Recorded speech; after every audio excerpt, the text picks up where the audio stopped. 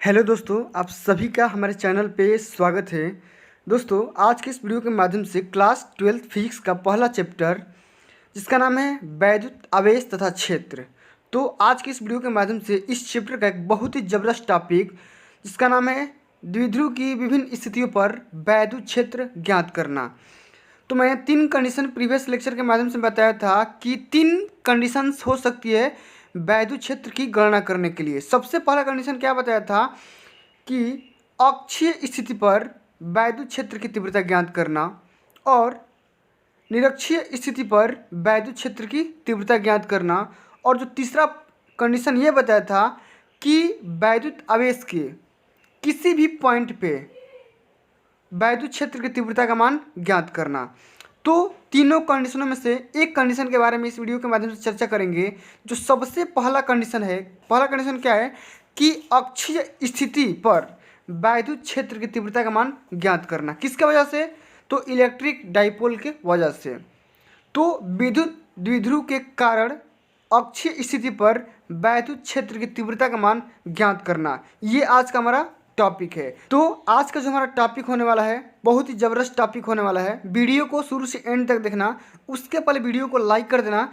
Channel पे नए आए हैं तो चैनल को सब्सक्राइब करके साथ में सारे बेल आइकन भी प्रेस जरूर कर लेना। तो चलिए आज की इस धमाकेदार वीडियो को बिना किसी देरी की स्टार्ट करेंगे और समझेंगे कि इलेक्ट्रिक डाइपोल के कारण अक्षीय स्थिति पर वैद्युत क्षेत्र का मान कितना होता है।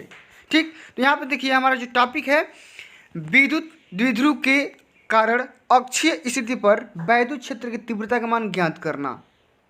ठीक, तो सबसे पहले हम समझते हैं कि डाइपोल का एक्सिस किसे कहते हैं, यानी कि द्विध्रुव का जो अक्ष होता है, एक्सिस होता है, उसकी डेफिनेशन क्या होती है। तो विद्युत द्विध्रुव के दोनों आवेशों से गुजरने वाली जो रेखा होती है उसी रेखा को हम बोलते हैं द्विध्रुव का अक्ष या एक्सिस ऑफ डाइपोल। क्या बोलेंगे? वैद्युत द्विध्रुव के दोनों आवेशों से गुजरने वाली जो भी रेखा होती है, जो भी लाइन होती है, उसी लाइन को हम एक्सिस ऑफ डाइपोल या द्विध्रुव का अक्ष बोलते हैं। हमें विद्युत द्विध्रुव के मध्य बिंदु O से अक्ष पर R दूरी स्थित बिंदु P पर वैद्युत क्षेत्र की तीव्रता का मान ज्ञात करना है। तो यहाँ पे एक फिगर देखिए, जब फिगर देखेंगे तभी समझ में आप सभी को आएगा। तो यहाँ पे फिगर ये दिखाया गया है कि मान लो दो आवेश हैं, दो चार्ज। मैं यहाँ पे इस फिगर को बहुत ही अच्छा समझा दे रहा हूँ, ठीक ना। दो यहाँ पे एक चार्ज है, एक है आपका पॉजिटिव चार्ज Q और एक है आपका निगेटिव चार्ज माइनस Q। इन दोनों चार्जों के बीच की जो डिस्टेंस है, बीच का जो पॉइंट है, हम उस पॉइंट को अभी फिलहाल O से डिनोट कर पा रहे हैं। आप ध्यान से बस खाली फिगर को समझ लो, बाकी कंसेप्ट ऑटोमेटिकली समझ में आ जाएगा। बस खाली वीडियो के एंड तक देखते रहो। तो ये आपका हो गया पॉजिटिव चार्ज, ये आपका हो गया निगेटिव चार्ज, और दोनों चार्ज का जो बीच का पॉइंट है उस हम पॉइंट को O से डिनोट करेंगे। किस पॉइंट से? O से। ठीक, अब यहाँ पे आप सभी को पता है, मैंने बता रखा है कि जो इलेक्ट्रिक डाइपोल होता है उनके बीच का जो डिस्टेंस होता है L मान लो या 12 मान लो या जो कुछ जो मन करे वो मान लो, कोई दिक्कत नहीं है, ठीक ना। तो मान लो मैं यहाँ पे अभी कैपिटल या स्मॉल a मान ले रहा हूँ, ठीक ना। स्मॉल a, दोनों की बीच की डिस्टेंस a है। तो यहाँ पे देखो जो पॉइंट आपका O है, O से लेकर के पॉजिटिव चार्ज Q के बीच का डिस्टेंस कितना हो जाएगा? तो a/2 आधा हो जाएगा, नहीं हो जाएगा, आधा हो जाएगा। इसी प्रकार पॉइंट O से निगेटिव चार्ज के बीच का डिस्टेंस कितना हो जाएगा? तो ये भी हो जाएगा a/2। इतना बात क्लियर है? जब इतना बात क्लियर है तब यहाँ पे देखो, अब दो यहाँ पे वैद्युत क्षेत्र उत्पन्न होंगे। कैसे?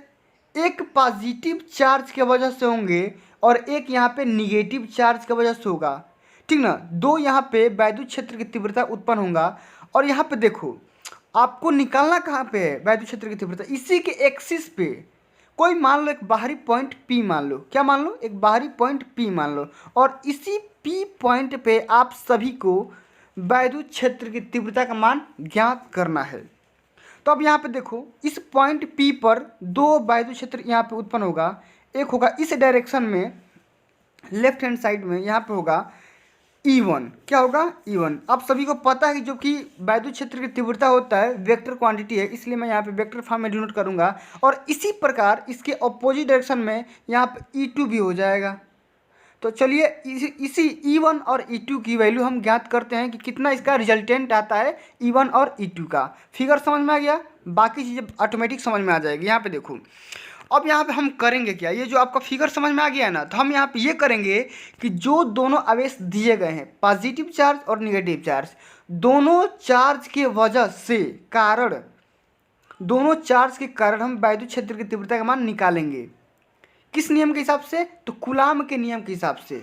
तो कूलाम के नियम के हिसाब से वैद्युत क्षेत्र की तीव्रता का मान क्या होता है, E बराबर 1/4πε0 Q/r²।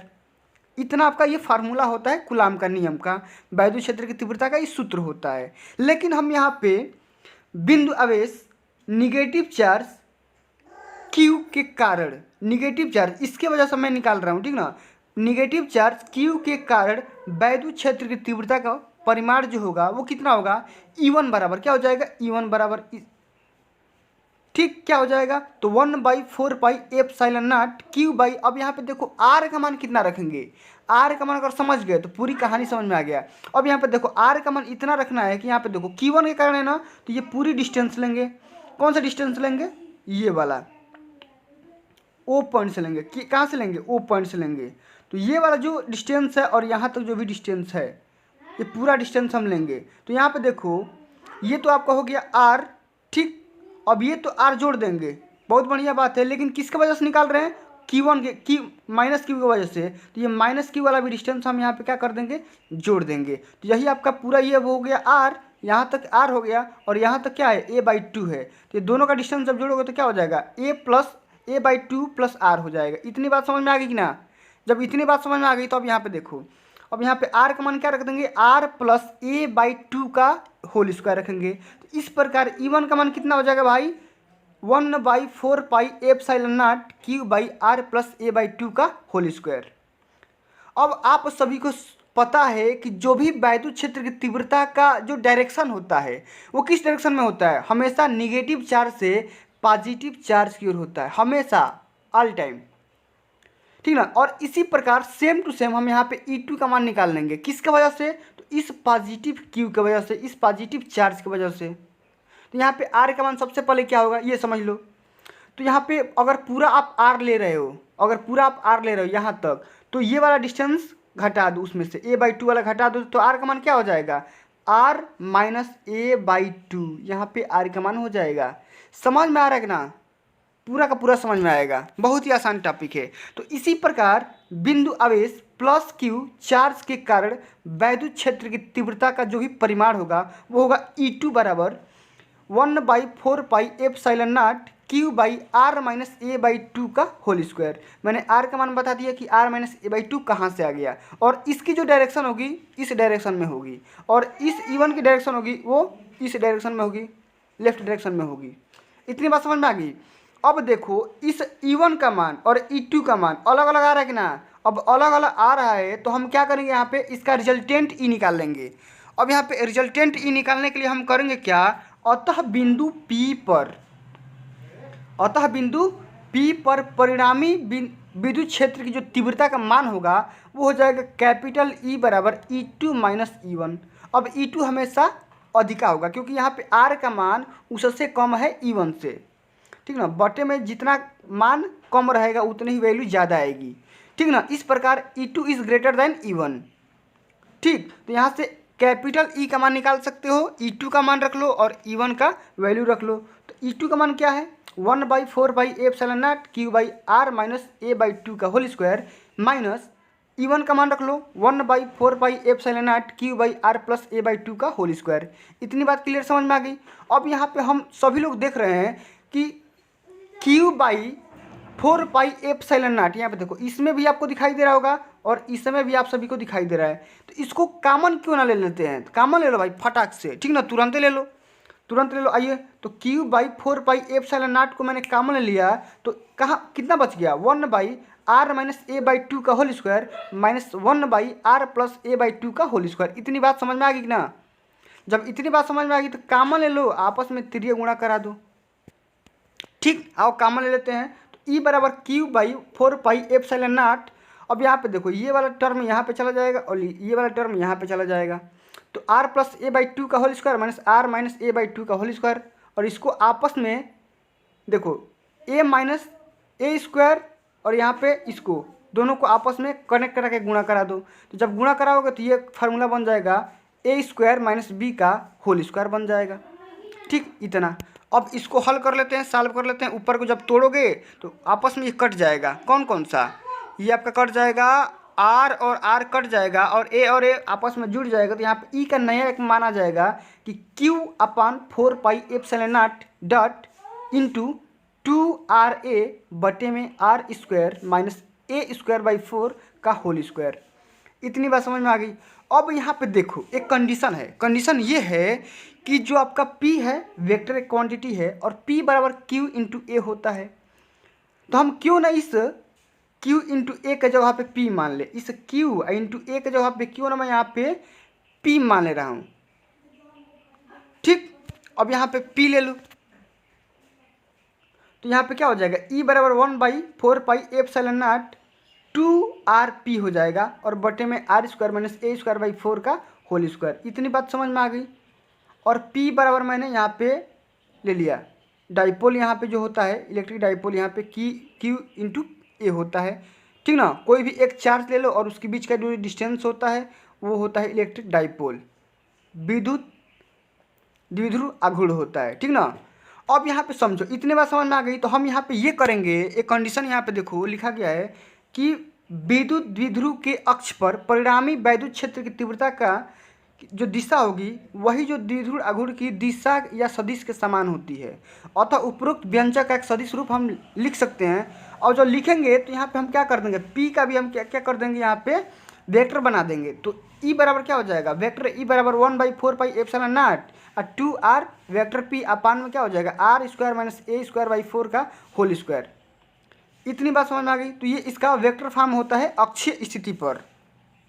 किसका मान, वैद्युत क्षेत्र की तीव्रता का मान। समझ में आ गया। अब यहाँ पे स्पेशल केस भी समझ लेते हैं कि जब यहाँ पे r और a में कुछ रिलेशन होगा।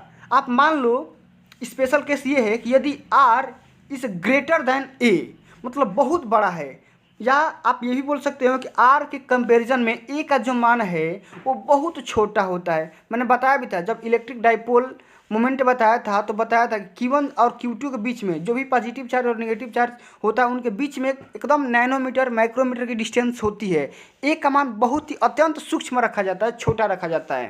तो इसी प्रकार r से बहुत ही छोटा a है तब ए स्क्वायर के पद को मान हम नगण्य मान लेंगे। इस वाले पद का टोटल हम टर्म नगण्य मान लेंगे, छोड़ देंगे इसको। जब इसका मान छोड़ दोगे तो यहाँ पे e का मान नया मान क्या आ जाएगा, e एक्सिस बराबर यहाँ पे अक्षीय स्थिति में क्या आ जाएगा कि 1/4πε0 इंटू 2p बटे में आर क्यूब। अब आर क्यूब कैसे बचा, तो यहाँ पे आर स्क्वायर का होल स्क्वायर करोगे तो आर के पावर 4 बच जाएगा, एक ऊपर वाला आर से कट जाएगा। यहाँ पे देखो आर वाला कट गया है तो यहाँ पे क्या हो जाएगा 2p बाई आर क्यूब। अब इसी को हम एक बार और समझ लेते हैं कि एक्सिस स्थिति पे अब इसका मान क्या होता है भैया, c होता है, कांस्टेंट होता है। और कौन सा कांस्टेंट होता है, तो ये कूलाम नियतांक है। 1/4πε0 ये क्या है, कूलाम नियतांक, कूलाम कांस्टेंट के इस नाम से जानते हैं। तो e एक्सिस बराबर हो जाएगा अक्षीय स्थिति पर e का जो मान होगा वो क्या होगा 2cp बाई आर क्यूब। इतनी बात समझ में आ गई। बस खाली आपको इतना ही प्रूफ करना होता है, ठीक ना। और इसको यहाँ पे मैंने बता दिया कि c जो होता है कूलाम का नियतांक होता है और c का जो मान होता है क्या होता है 1/4πε0 होता है। तो इसी प्रकार हम सदिश रूप में प्रदर्शित करेंगे तो यहाँ पे e का मान क्या हो जाएगा, वेक्टर e बराबर 2c वेक्टर p अपान में आर क्यूब। तो बस खाली आपको इतना ही पेपर में प्रूफ करना होता है। पेपर में सेम टू सेम यही पूछता है। तो फ्रेंड्स आज के लिए बस इतना ही, मिलते हैं अगली वीडियो में। अगली वीडियोस के माध्यम से हम समझेंगे कि इलेक्ट्रिक डाइपोल के कारण निरक्षीय स्थिति पर वैद्युत क्षेत्र की तीव्रता का मान कितना होता है वो हम अगली वीडियोस के माध्यम से प्रूव करेंगे। ठीक, तो फ्रेंड्स आज के लिए बस इतना ही, मिलते हैं अगली वीडियो में। यह वीडियो आपको अच्छी लगी होगी, हेल्पफुल लगी, वीडियो को लाइक करिए, ज़्यादा से ज़्यादा इस वीडियो को फॉरवर्ड करिए, शेयर करिए। और अभी तक आपने मेरे चैनल को सब्सक्राइब नहीं किया तो सब्सक्राइब करके साथ में सारे बेल आइकन प्रेस कर लीजिए। मिलते हैं अगली वीडियो में, तब तक के लिए जय हिंद, जय भारत, वंदे मातरम।